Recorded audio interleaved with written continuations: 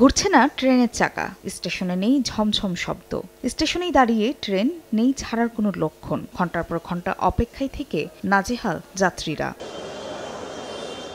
সোমবার মধ্যরাত থেকে পূর্বঘোষিত কর্মসূচির অংশ হিসেবে ট্রেন চলাচল বন্ধ রাখেন রানিং স্টাফরা। এতে সকাল থেকে যাত্রা বাতিল হয় ঢাকাগামী চট্টলা সুবর্ণ, কক্সবাজার স্পেশাল, সিলেটগামী পাহাড়িকা এক্সপ্রেস সহ সব রুটের ট্রেন। এতে স্টেশনে গিয়ে চরম ভোগান্তিতে পড়েন যাত্রীরা। পরে ক্ষোভ জানিয়ে স্টেশন ত্যাগ করেন অধিকাংশই।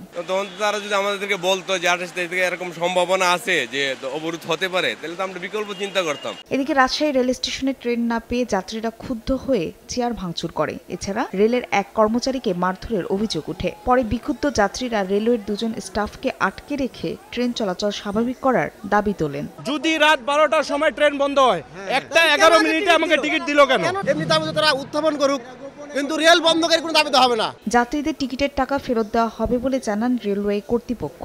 কাউন্টারের টিকিট কাউন্টারে রিফান্ড হয়েছে, অনলাইনের টিকিট অনলাইনে রিফান্ড হবে। রেলপথ মন্ত্রণালয়ের তথ্য মতে দেশের 44টি জেলায় রেল যোগাযোগ ব্যবস্থা চালু রয়েছে। ফাহরিয়া ফারজানা, সময় সংবাদ।